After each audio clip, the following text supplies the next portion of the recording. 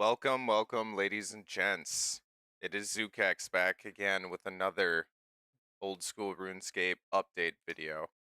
Today we're going to be reviewing the interface uplift post, which went live yesterday, September 24th, 2025.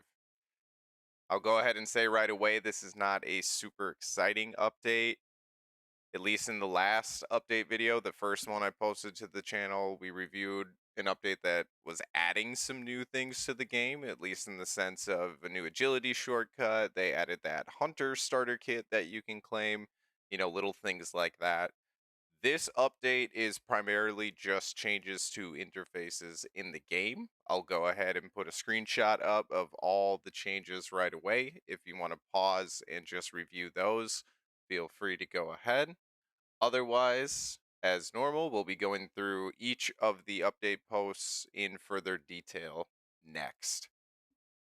All right, first up, we got some improvements to the chugging barrel. It says tired of jumping back and forth between your bank and potion storage just to top up your chugging barrel? We hear you. Now when you hit the load button, your barrel can snatch potions from both your bank and potion storage at the same time. No interface gymnastics required. I actually don't have the chugging barrel on my account yet, but what this is saying is you used to have to go into the bank, pull out the potions, then go back into your chugging barrel, deposit the potions, etc.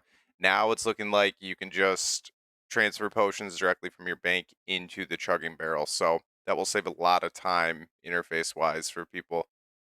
In addition to the change to the chugging barrel interfaces, there's even a new bank setting. So you can decide whether your barrel raids both storages or just the one you've got open. So to keep things clear, it says chat messages will tell you exactly how many doses came from each spot. Some more potions, less clicking. Just a quick picture for you here of what that setting looks like in the bank settings. Keeping things moving, we got an interface update to the dwarf multi-cannon. Says ever wish you could load your dwarven multi-cannon with just the right number of cannonballs without wasting a single one. Now you can. The new load X option lets you pick exactly how many cannonballs to feed your cannon, so you can go full on siege mode or just tickle a few mobs.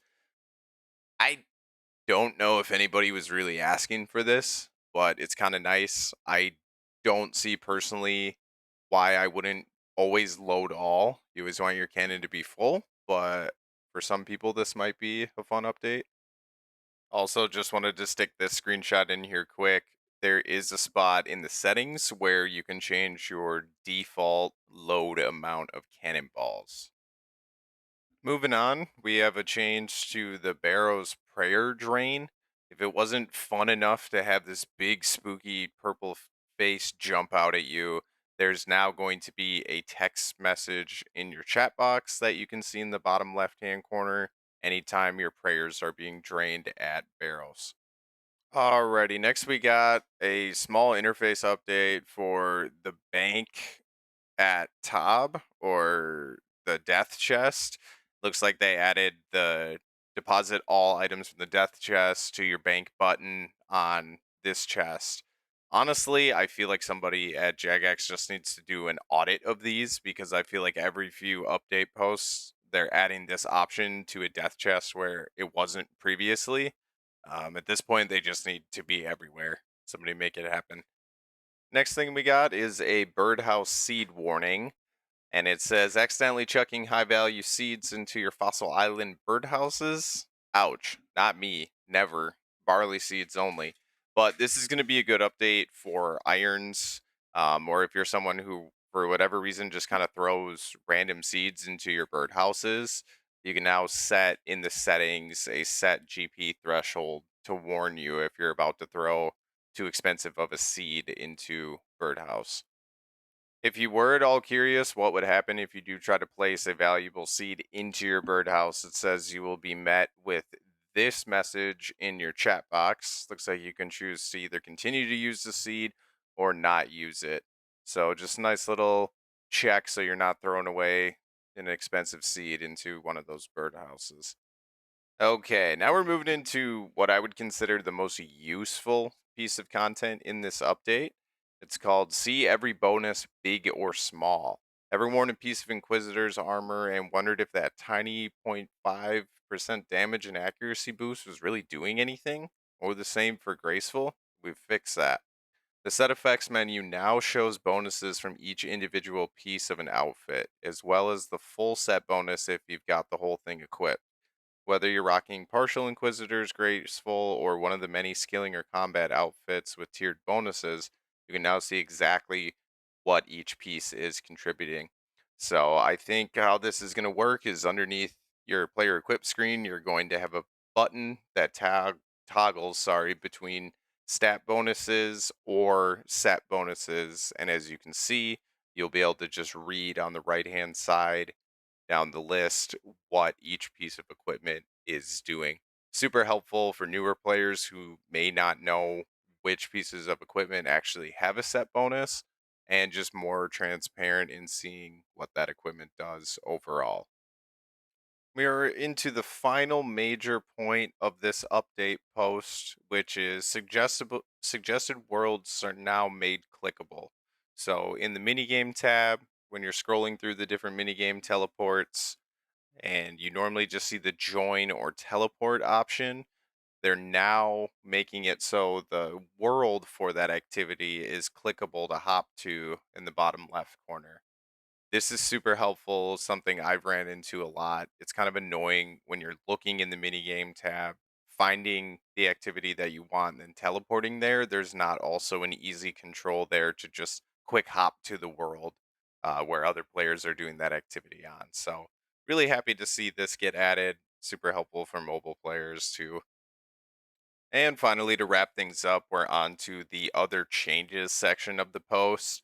First point is the fire and inferno capes will now keep their fiery textures when teleporting instead of briefly swapping to a static version. I have seen this recently, especially when you were teleporting through fairy rings. It seems like the capes would like glitch out and just switch to a really old static version of the cape. It looked kind of gross.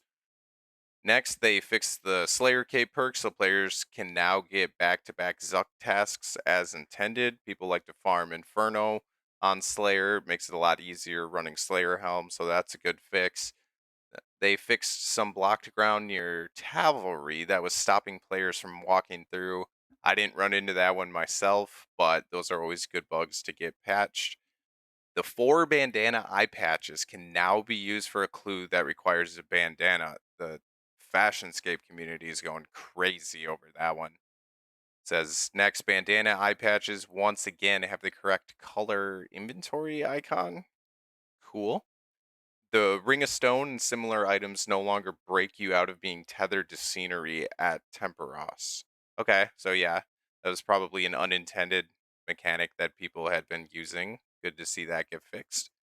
Then the last one, the new icon that denotes mobile users is now automatically hidden in the bounty hunter lobby area. Aha! So they did end up missing the PvP area initially with that mobile icon that we covered. If you're not aware of that feature, I did cover it in my first update video. So make sure to go watch that. If you're not familiar, there's a helpful little badge that you can turn on now when you're playing on mobile to let other people know that you're on mobile. But they tried to hide it from any PvP areas, which makes sense. Thank you guys again for watching the entire video. If you did, make sure to leave a like and a comment if you enjoyed it or saw anything in the update posts that you would like to talk about, share your thoughts or feelings on. I always love having those discussions with you down in the comments. Also, make sure to subscribe to the channel if you haven't already. A lot of people watch the videos but don't end up actually subbing to the channel. If you subscribe, that'll give you notifications. You'll start seeing more of my videos in your feed as they continue to come out. Thank you and have a great day.